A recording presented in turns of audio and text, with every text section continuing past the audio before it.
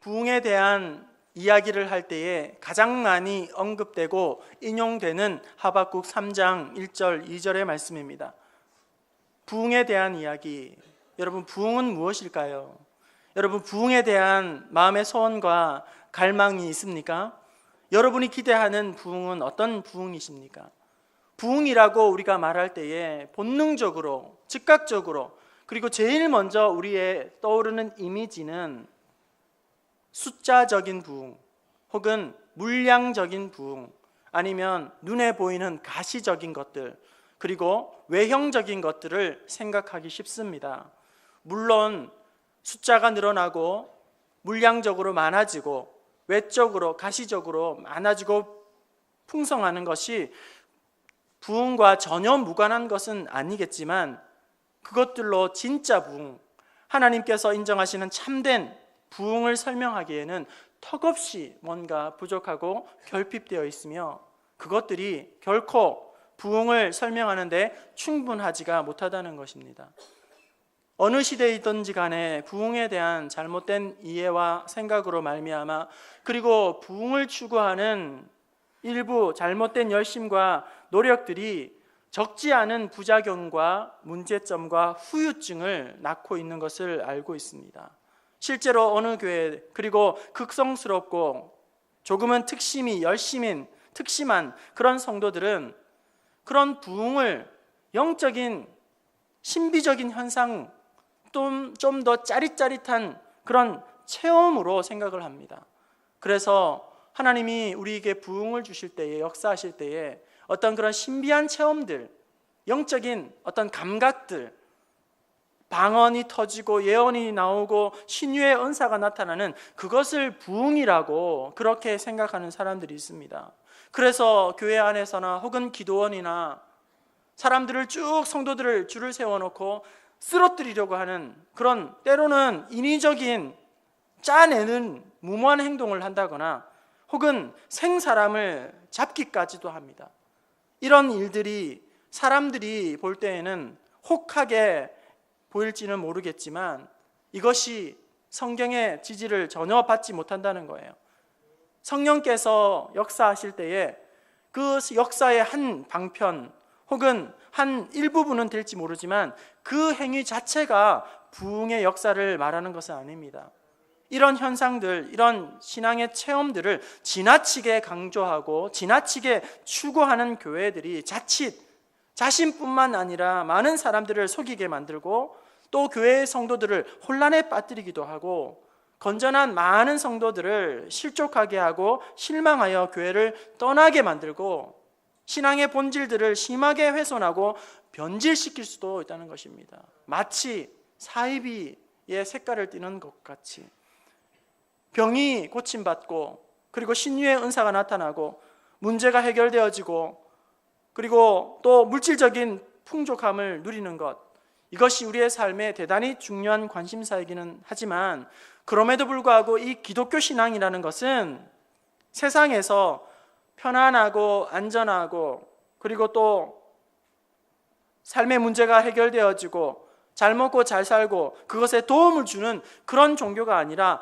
오히려 기독교 신앙을 제대로 소유한 사람은, 오히려 그 말씀 따라 살아가려고 힘쓰는 사람들은 세상으로부터 미움을 받게 되고 오히려 동화되어지고 세상과 짝하고 물들기보다는 세상과 대적하여 싸우고 또 싸움을 선택하는 것이 훨씬 더 많다는 거예요. 그래서 신앙으로 말미암아 오히려 편안하고 안락하고 잘 먹고 잘 살고 부유해지는 그것보다는 오히려 애매한 고난과 핍박을 당하게 될 수도 있습니다. 십자가와 함께 고난을 받으라, 이렇게 말씀하고 있는 것입니다. 오늘 본문 말씀 하박국 선지자는 하나님 앞에 기도하고 있습니다. 1절에 선지자 하박국의 기도라 하면서 2절 기도의 내용이 이어지고 있습니다. 어떤 기도를 드리고 있습니까? 우리 2절을 함께 한 번 더 봉독하도록 하겠습니다. 2절입니다. 시작. 여호와여, 내가 주께 대한 소문을 듣고 놀랐나이다. 여호와여, 주는 주의 일을 이 수년 내에 부응하게 하옵소서. 이 수년 내에 나타내시옵소서. 진노 중에라도 긍휼을 잊지 마옵소서. 아멘. 여호와여 내가 주께 대한 소문을 듣고 놀랐나이다. 여호와여 이 일을, 주의 일을 이 수년 내에 부응하게 하여 주시고 나타내 보여주시고 긍휼을 허락하여 주시옵소서. 오늘 말씀을 통하여서 참된 부응은 어디에서 오는가? 어디서부터 시작되는가? 참된 부응으로 말미암아 오늘 우리는 어떤 은혜를 누릴 수 있는가? 함께 살펴보고 은혜를 나누고자 합니다. 첫 번째로 이 부응의 주체는 누구인가요? 부응은 어디까지나 하나님께서 주시는 줄로 믿습니다. 하박국 선지자가 지금 누구에게 간구하고 있습니까? 여호와여 내가 주께 대한 소문을 듣고 놀랐나이다. 여호와여 주는 주의 일을 이 수년 내에 부응하게 하옵소서. 부응은 주님의 일이라는 거예요. 주님의 소관이라는 거예요. 이 부응은 주님의 안에 있는 나타나는 일이라는 것입니다.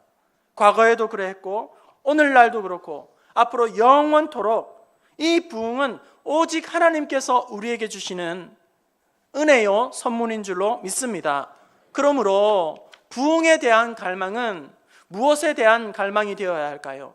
부응에 대한 갈망은 바로 우리 하나님에 대한 갈망이 되어야 되고 하나님을 향한 갈망이 되어야 한다는 것입니다. 여러분, 부응은 사람이 일으키는 것이 아닙니다. 사람이 주도하는 것이 아닙니다. 어떤 캠페인이나 이벤트로 되는 것이 아닙니다. 그런 의미에서 부응운동, 성령운동 이런 이야기들을 우리가 곧잘 듣고 말하곤 하지만 엄밀히 말하면 부응운동이라는 말은 잘못된 말이에요. 성령운동이라는 말도 잘못된 표현인 것입니다. 만나면 반갑게 우리 인사합시다. 그리고 또 앞자리에부터 예배실을 채워 나갑시다. 그리고 예배당에 10분 전에 나와서 일찍 나와서 기도하면서 우리 그렇게 합시다. 이런 것들은 캠페인이 될 수 있어요. 하지만 부흥은 프로그램으로 되는 것이 아니라 캠페인으로 되는 것이 아니라 우리의 수고와 노력으로 되는 것이 아니라 오직 하나님께서 우리에게 주시는 은혜요 선물인 줄로 믿습니다. 여러분, 만약에 교회가 부흥하게 되고 또 불같이 일어나는 이런 부흥의 역사들이 이 목사의 능력에 있다, 목사의 손에 달려있다, 이러면 어떻게 될까요? 제가 성도들을 막 들었다 놨다 그렇게 하면서 말씀이 막 선포되면 막 다 뒤집어지고 제가 가는 곳곳마다 집회에 막 사람들이 구름대처럼 몰려들고 이러면 여러분 어떻게 될까요? 제가 어떻게 될까요? 하나님의 나라와 영광을 위해서, 이 나라와 이 민족을 위해서 아주 멋지게 쓰임을 받을까요? 아닙니다. 그렇지 않습니다. 뭔가 되나 보다 우쭐우쭐 하기 시작하고 뭔가 교만이 스물스물 올라오기 시작하면서 막 건방을 떨기 시작할 거예요. 그러면서 막 하나님의 영광을 드러내기보다는 오히려 그 하나님이 누리셔야 할 영광을 스스로 가로채려고 하고 하나님이 앉으셔야 할 왕의 보좌에 내가 은근슬쩍 엉덩이를 밀어 넣으면서 그런 대접과 칭찬을 받으려고 하면서 결국 변질된 목사가 되고 말 겁니다. 타락하고 말 겁니다. 하나님의 진노에 놓이고 말 것입니다. 부흥의 은혜는 사람이 주도하는 것이 아니라 오직 하나님의 능력의 손에 달려있는 줄로 믿습니다. 눈을 들어 산을 보라. 너의 도움 어디서 오나? 천지 지으신 너를 만드신 여호와께서로다. 시편 127편 1절 말씀, 그리고 고린도전서 3장 6절 7절 말씀 우리 자막 보시면서 함께 읽어보기 원합니다. 시편 127편 1절 그리고 고린도전서 3장 6절 7절입니다. 시작. 여호와께서 집을 세우지 아니하시면 세우는 자의 수고가 헛되며 여호와께서 성을 지키지 아니하시면 파수꾼의 깨어 있음이 헛되도다. 6절 7절 나는 심었고 아볼로는 물을 주었으되 오직 하나님께서 자라나게 하셨나니 그런즉 심는 이나 물 주는 이가 아무것도 아니로되 오직 자라게 하시는 이는 하나님뿐이로다. 아멘. 오직 하나님의 은혜로, 하나님의 능력으로 우리가 새롭게 되고 변화되고 부흥케 하실 줄로 믿습니다. 하나님이 쏙 빠져 있는 것은 아무리 애를 쓴들 아무런 소용이 없는 것이죠. 결국 거룩한 성령의 능력, 부흥에 대한 갈망은 무엇에 대한 갈망이어야 되는가? 하나님을 향한 갈망, 하나님에 대한 목마름으로 나타나야 한다는 것입니다. 이 시간 예배 자리에 나온 여러분, 예배 자리에 나와서 누구에게 눈도장을 찍고 또 봉사를 함에 있어서도 열심으로 감당할 때에 누구에게 드러나고 인정받고 칭찬받고 또 칭찬받는 그런 것이 아니라 오직 하나님께만 여러분 집중해서 찬양하고 집중해서 예배할 수 있기를 바랍니다.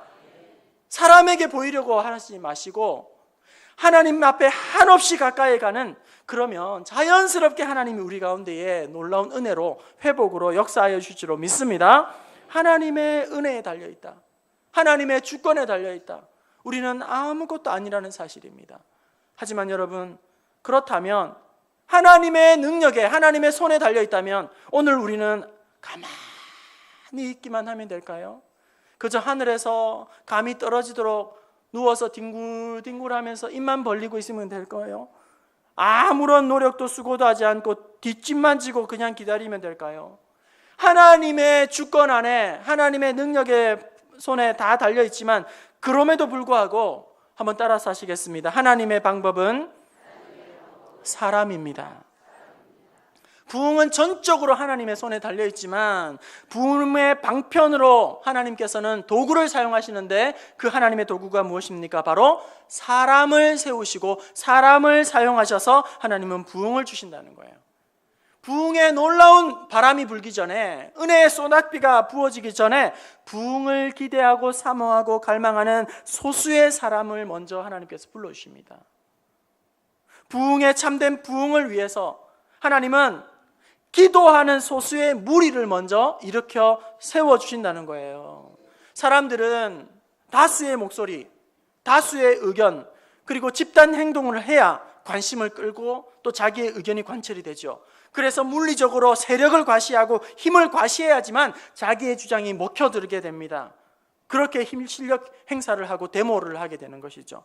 하지만 여러분, 사람들은 실력 행사를 하고 그렇게 자기의 목소리를 크게 만들어서 인정을 받고 자기의 주장이 관철되는지 모르겠지만 우리 하나님은 그렇게 한다고 하나님이 움직이시는 것이 아니라 기도하는 소수의 사람을 통해서, 기도하는 창조적인 소수를 통해서 하나님은 일을 하시고 역사하시고 성취해 가시는 것입니다. 사람들은 더 많은 방법을 찾습니다. 더 쌈박한 아이디어를 찾습니다. 하지만 하나님은 신실한 사람을 찾고 계십니다. 사람들은 부흥을 위하여서 모임을 결성하고 조직을 결성하고 후원자를 모집하지만 하나님은 당신의 마음에 합한 소수의 사람을 세워서 그를 통하여서 귀한 새벽에 부흥의 새벽을 열어가시는 것입니다. 로이드 존슨은 이렇게 말합니다. 하나님이 함께 하시는 단 한 사람, 그 사람이 다수다. 하나님이 함께 하시는 단 한 사람, 그 사람이 곧 다수다. 이렇게 이야기를 하는 것입니다. 성도 여러분, 이 자리에 한 80명 혹은 400명이 앉아 있는데요, 이 자리에 있는 모든 사람들이 다 부흥을 갈망할 필요는 없습니다. 몇 사람만 깨어서 하나님 앞에 간절히 갈망을 해도 되는 거예요. 창세기 18장에 소돔과 고모라가 멸망을 당하게 됩니다. 소돔과 고모라가 멸망을 당하게 된 이유가 무엇입니까? 그 성 안에 있는 모든 사람들이 죄를 지었고 모든 사람들이 의인이 아니기 때문입니까? 아니요. 그 성 안에 단 10명의 의인이 없기 때문에 소돔과 고모라가 진노를 받아 멸망을 받았던 것입니다. 우리 모두가 하나님 앞에 회개하고 의로워지지 않아도 됩니다. 이게 나라냐? 나라를 욕하고 나라가 썩었다 이렇게 말을 해도 교회가 깨어있으면 이 나라는 망하지 않는 것입니다. 교회가 뭐 이러니 저러니 온갖 투정을 다 해도 여러분, 교회 안에 어디 다 천사겠습니까? 다 성자겠습니까? 교회 안에서 깨어있는 기도의 불씨가 있고 흔들리지 않는 말씀의 그루터기가 있으면 그것을 통해서 하나님은 교회를 살리시고 하나님의 나라와 민족을 회복하여 주실 줄로 믿습니다. 여러분, 노가다 해보셨죠? 제일 힘든 노가다 어떤 노가다인지 아십니까? 노가다 참 일 많지요. 뭐 청소를 하는 일부터, 그리고 철근을 나르는 일부터, 그리고 간단하게는 우표를 붙이고 발송하는 그런 아르바이트에부터 시멘을 이기는 등짐을 지고 가는 뭐 가벼운 간단한 일부터 여러 가지 어렵고 힘든 다양한 일들이 있겠지만, 가장 힘든 노가다는 어떤 노가다인가? 일의 종류의 문제가 아니라 제 경험하기는 주인하고 같이 짝이 되어서 하는 노가다가 제일 힘들더라고요. 주인과 나 둘이서 일을 해야 돼요. 일꾼들끼리 일용직 일꾼들끼리 모여서 하면 어차피 시간만 지나면 일당을 받아요. 그래서 중간중간 꾀도 부리기도 하고, 어떻게 하면 좀 더 들어누워서 쉴까 눈치 보면서, 그렇게 하면서 해가 떨어지면 그냥 일당 정해진 대로 받고 집에 가면 되거든요. 그런데 이 주인하고 같이 일하는 노가다는 쉬지를 못해요. 여러분, 주인은 절대 쉬는 법이 없더라고요. 주인이 무서워요. 주인이 몰랐습니다. 제가 언젠가 식당에 가서 밥을 먹는데 종업원에게 랩킨 그 티슈를 좀 주세요, 그렇게 이야기를 했어요. 그런데 티슈를 달라고, 랩킨을 달라고 했더니 그 종업원이 하는 말이 벽에 붙어 있다는 거예요. 벽에 붙어 있대요. 알아서 떼서 쓰라는 거죠. 그때 제 마음에 이런 생각이 들었어요. 만약에 주인에게 티슈를 좀 주세요 그랬다고 이야기를 하면, 아마 붙어 있는 티슈를 주인은 뽑아서 정리를 해서 아마 갖다 주었을 거란 말이죠. 아, 주인과 종업원이 이렇게 다르구나 하는 생각을 제가 그때도 했습니다. 여러분, 객이 변화시키는 거 아니에요. 객이 하나님 앞에서 간절하게 깨어서 기도하는 것이 아닙니다. 주인이 변화를 시키고, 주인이 혁명을 일으키고, 주인이 부흥의 주도권을 가지고 나아가게 되는 것입니다. 신앙도 믿음도 마찬가지예요. 밤낮 떠밀려서 누가 나를 밀어냈느냐 이렇게 막 하는 사람들에게 부흥은 오지 않습니다. 할 사람이 없어서 내가 억지로 임원한다, 어쩔 수 없이 내가 임원 노릇한다, 억지 주장이 노릇한다, 이렇게 떠밀려서 주의 일을 하고 임원이 되고 봉사를 하고 직분을 감당하는 그 사람, 그 모임에는 아무리 애를 쓰고 한들 기쁨도 없고 감사도 없고 행복한 것도 없고 어떤 변화도 없고 부흥은 전혀 올 수가 없다는 것입니다. 부흥을 하기 원하십니까? 부흥이 되기 원하십니까? 어떻게 하면 이런 하나님의 놀라운 부흥이 폭포수와 같은 은혜가 부어지게 되는 것일까요? 오늘 저와 여러분이 깨어서 하나님 앞에 나아가게 되면 하나님은 우리를 사용하셔서 부흥의 불씨가 되게 하실 줄로 믿습니다. 우리 찬양대 할렐루야 귀한 찬양을 해주셨는데 더욱더 성장하고 더욱더 부흥하는 찬양대 되기를 원합니다. 그런데 우리 할렐루야 찬양대가 부흥하기 위해서는 어떻게 해야 될까요? 어떻게 하면 좋을까요?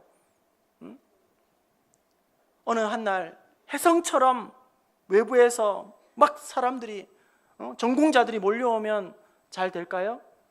그래서 비기 전공자들을 다 밀어내면 최고의 찬양대가 될 수 있을까요? 아닙니다. 지금 앉아서 헌신되어 있는 여러분을 통해서 하나님은 할렐루야 찬양대가 더욱 부흥하기를 기뻐하신다는 거예요. 재능이 있느냐 없느냐 문제가 아니라 얼마나 헌신된 마음으로 할렐루야 찬양대를 하느냐, 그것에 하나님께서는 기회를 부어주신다는 겁니다. 모임을 얼마나 애정을 가지고 사랑하느냐, 준비하는 시간에 헌신되어 있느냐, 그리고 시간을 모이기를 힘쓰느냐, 연습에 잘 감당하느냐, 이런 헌신된 사람을 통해서 하나님은 역사하시고 아름다운 부흥을 허락하여 주실 줄로 믿습니다. 깨어서 기도하시고 깨어서 하나님 앞에 갈망하는 기도의 사람 될 수 있기를 바랍니다. 헌신된 일꾼 되기를 원합니다. 하나님 앞에 귀하게 아름답게 쓰임받아 놀라운 부흥의 역사들을 맛보고 누리는 저와 여러분 될 수 있기를 바랍니다. 두 번째 생각해 보려고 하는 것은 부흥의 과정에 어떤 과정 가운데 하나님은 부흥을 우리에게 주시는가. 한국 교회의 부흥의 역사를 살펴보고 서구 교회의 부흥의 역사를 살펴보게 되면 부흥이 일어날 때에 뚜렷한 현상이 있게 됩니다. 하나님은 부흥을 주실 때에 부흥이 임할 때에 영적인 환경들, 영적인 분위기를 주시는데 그것이 무엇일까요? 그것은 바로 세상이 아무리 변하고 모든 것이 바뀌어도 한번 따라서 하실까요? 별의 별 것이 다 와도 하나님의 말씀입니다. 그렇습니다. 세상이 아무리 변화되고 바뀌어도 별의 별 것이 다 몰려와도 진리의 말씀 가운데에 부흥의 은혜가 있는 줄로 믿습니다. 요즘 10대들을 잡기 위해서 기업들도 고군분투, 세상도 고군분투하고 교회도 열심히 노력을 하고 있어요. 10대를 잡지 못하면, 시선을 끌지 못하면 사업도 망한다, 그렇게 말할 정도로 10대들이 요즘에 중요한 타깃이 되고 있습니다. 앞서가는 교회들은 10대들을 잡기 위해서 시대의 문화적인 것들로 접근을 하고 있어요. 여러분, 요즘 아이들 10대들은 밥을 먹고 사는 족속이 아니라 문화를 먹고 사는 족속이에요. 유행을 먹고 사는 그러한 세대가 바로 오늘날 이 세대, 젊은 세대들입니다. 그런데 여러분, 과연 이 문화를 가지고 이 아이들을 변화시킬 수 있을까요? 여러분, 어떻게 생각하십니까? 문화를 통하여서 그들이 변화되고 하나님 만날 수 있을까요? 복음을 통해서 그들이 변화될 수 있을까요? 문화는 어디까지나 그들을 가까이 하게 하는 접촉점에 불과한 것입니다. 그들을 만날 수 있는 관점, 문이 되게 되는 것이죠. 10대들의 마음을 움직이고 그들이 하나님 앞에 변화받아 구원받아 하나님의 자녀가 되고 세상 가운데에서 믿음의 군사되는 것은 오직 순전한 복음으로 말미암아 원색적인 복음이 선포될 때에, 그리고 진리의 말씀을 붙잡을 때에 그들이 온전히 새 사람이 되게 하실 줄로 믿습니다. 부흥과 하나님의 말씀은 밀접한 관계가 있는 것입니다.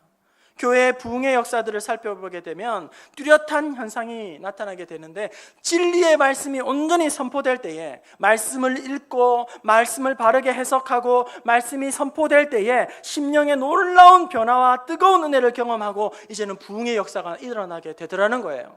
다시 말하면 부흥의 단초는 하나님의 말씀이라는 것입니다.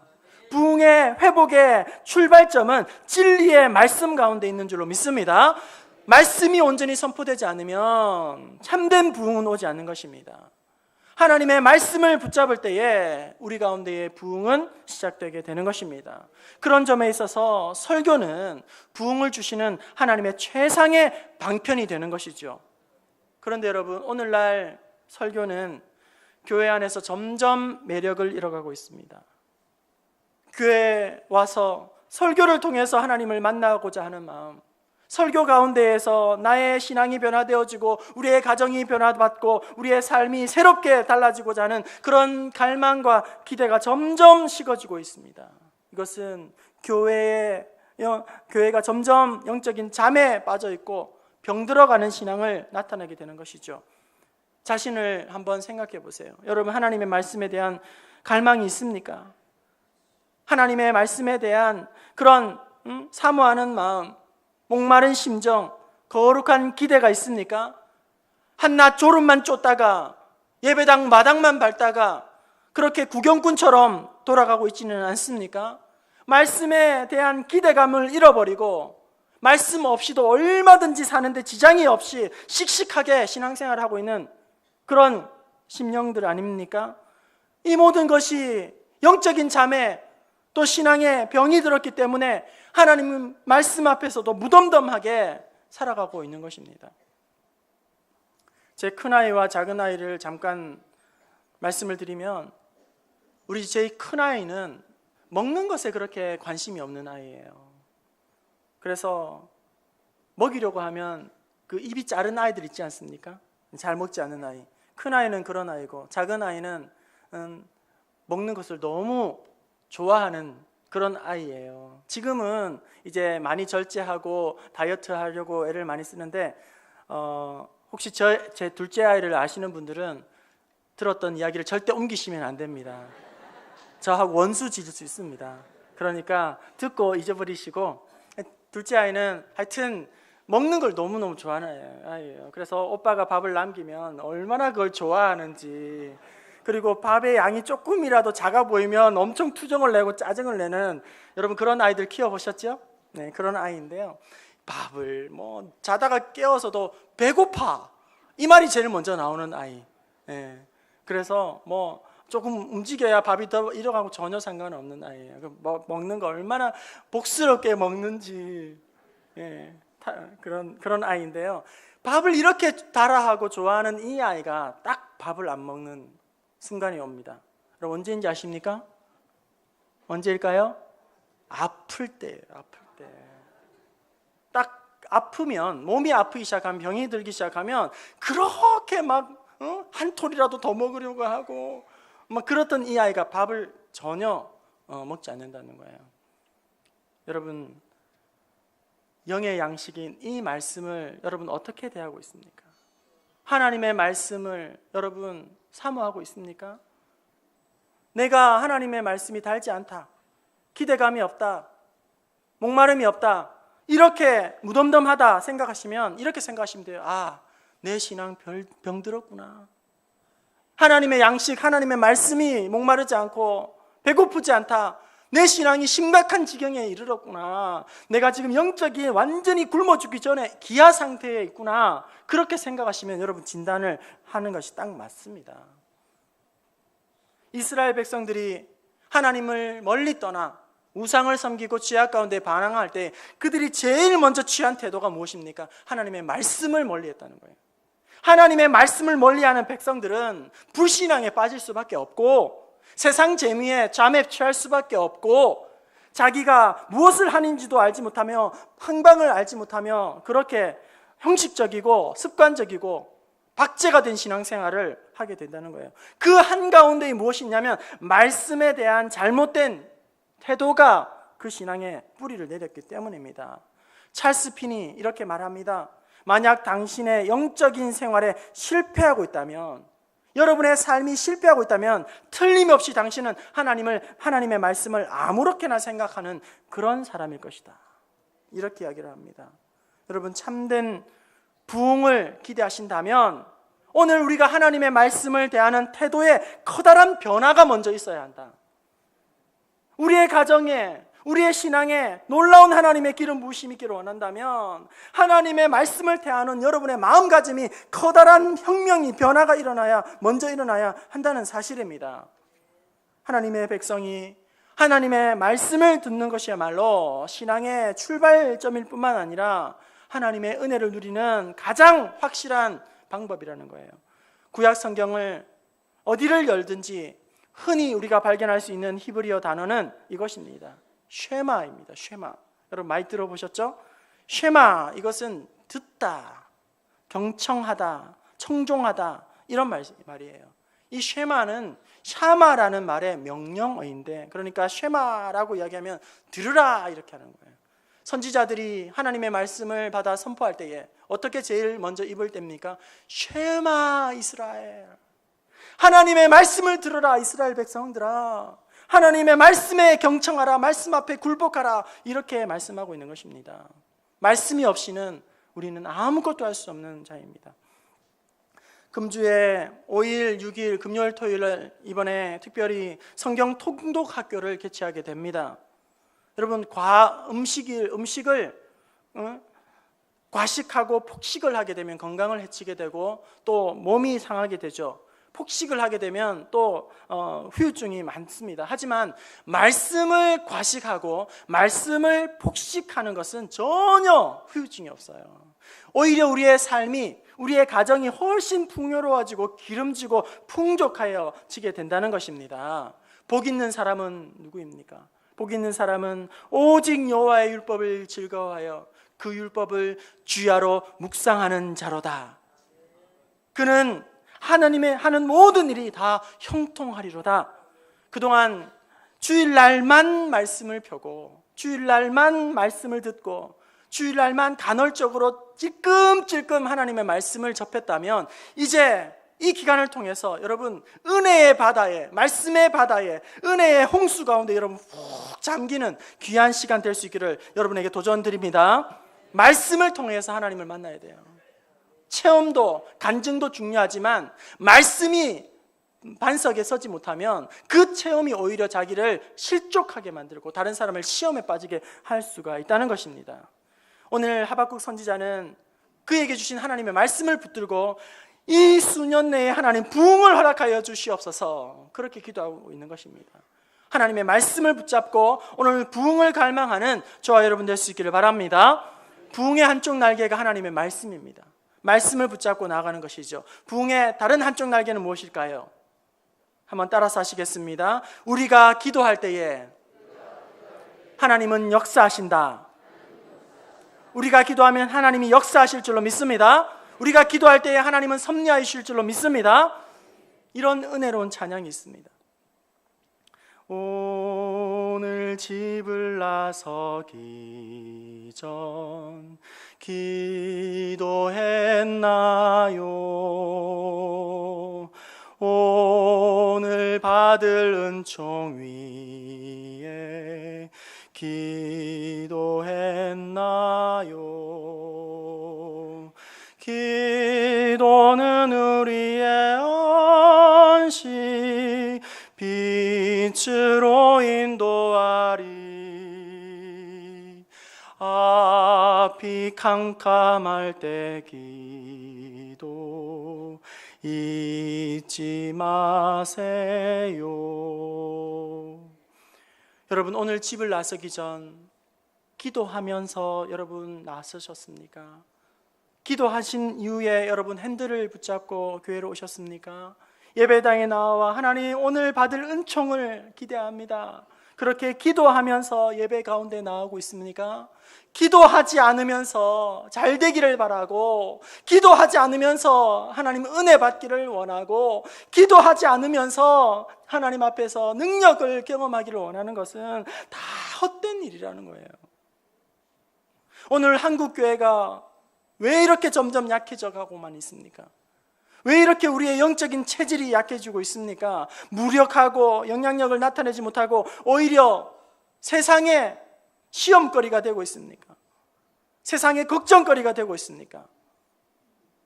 너무 편안하게 신앙생활을 하다 보니, 너무 부담 없이 편하게 신앙생활을 하다 보니 기도하지 않기 때문이라는 거예요. 함께 친교합시다. 함께 우리 야유회 갑시다. 함께 먹고 우리 즐깁시다. 그러면 교회에 오지만 우리 함께 기도합시다. 하나님 앞에 간절히 엎드려 간구합시다. 이러면 사람들이 다 어디 흩어지고 없어요.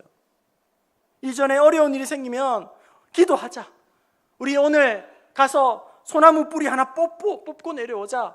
바위 하나 뽑고 내려오자. 그런 믿음의 근성과 믿음의 야성이 살아있었는데 이제 그것을 다 잊어버리고 바쁜 것을 핑계 삼아, 피곤한 것을 핑계 삼아, 이거보다 더 중요한 일이 많다고 그것을 핑계 삼아 기도의 지단이 다 무너져버리고 기도의 무릎이 약하여진 것이 오늘 우리의 신앙의 체질이 야성을 다 잃어버리고 말았다는 것입니다. 여러분, 성경에는 얼마나 많은 기도의 보화들이 있습니까? 기도를 하게 되면 하나님이 응답하신다. 기도할 때 하나님은 역사하신다. 하나님은 넘치도록 흘러 부어주신다. 그런 은혜들이 얼마나 성경에 가득 넘치고 있습니까? 빌립보서 4장 6절 7절 말씀 우리 함께 읽어보실까요? 자막 보시면서 빌립보서 4장 6절 7절입니다. 시작. 아무것도 염려하지 말고 다만 모든 일에 기도와 간구로 너희 구할 것을 감사함으로 하나님께 아뢰라. 그리하면 모든 지각에 뛰어난 하나님의 평강이 그리스도 예수 안에서 너의 마음과 생각을 지키시리라. 할렐루야. 무엇을 염려하고 있습니까? 여러분, 무엇을 근심하고 있습니까? 무엇을 힘들어하고 있습니까? 아무것도 염려하지 말고 오직 기도와 간구로 감사함으로 하나님 앞에 아뢰라. 그리하면 하나님께서 응답하여 주실 줄로 믿습니다. 너는 내게 부르짖으라. 내가 내게 응답하겠고 믿음의 간구는 역사하는 힘이 큼이니라. 우리가 간구할 때에 하늘에서 응답하여 주시고 역사하여 주실 줄로 믿습니다. 이제 말씀을 마치려고 합니다. 하박국 선지자는 이렇게 기도합니다. 주는 주의 일을 이 수년 내에 부응하게 하옵소서. 이 수년 내에 나타내 보여주시옵소서. 이 수년 내에 하나님 부흥을 허락해 달라고 합니다. 여러분, 이것이 무엇일까요? 하나님 부흥을 기대합니다. 기도합니다. 이 부흥을 주실 때에 하나님, 내가 보기 원합니다. 내가 살아있는 동안 하나님 부흥을 보게 하여 주시옵소서. 나의 때에 하나님 부흥을 보게 하여 주시옵소서. 그런 믿음의 간구를 하고 있는 거예요. 다른 사람에게 떠미는 것이 아니라 나는 이제 우리 시대는 끝났다. 우리는 글렀다. 우리는 다 지나갔다. 너희 세대에 이제 부흥해라. 다음 세대에 부흥하기 원한다. 그렇게 부흥을 떠밀고 부흥을 미루는 것이 아니라 내가 하나님 내가 내 세대에 부흥을 보기를 원합니다. 내가 살아있는 동안 하나님 부흥을 맛보게 하여 주시옵소서. 그렇게 하박국 선지자는 기도하였고 그가 살았던 그 시대에 하박국 선지자는 부흥의 주역이 되었던 것입니다. 부흥의 불꽃이 되었던 것입니다. 오늘 우리도 하박국 선지자처럼 하나님 아버지 수년 내에 하나님 부흥을 맛보게 하여 주옵시고 우리 부평중앙교회에 사는 아름다운 가정들이 하나님의 아름다운 부흥의 그루터기 되게 하옵시고 그 은혜로 말미암아 날마다 하나님 아버지 불타오르게 하여 주옵소서. 불꽃처럼 살아가게 하여 주옵소서. 그런 거룩한 부흥에 대한 갈망이 있게 되기를 바랍니다. 부흥이 나의 심령으로부터 하나님 내가 섬기는 그 자리에서 가정과 직장에서 우리 부평중앙교회 가운데에 하나님 부흥의 은혜를 주실 때에 내가 그 부흥의 주변인으로 남지 않기 원합니다. 언저리에서 구경꾼 정도 되지 않기를 원합니다. 우리 한 사람 한 사람 모두가 하나님이 찾고 찾으실 때에 부흥의 주역으로 쓰임받는 그런 부흥의 산 증인들 될 수 있기를 주님의 이름으로 축원합니다.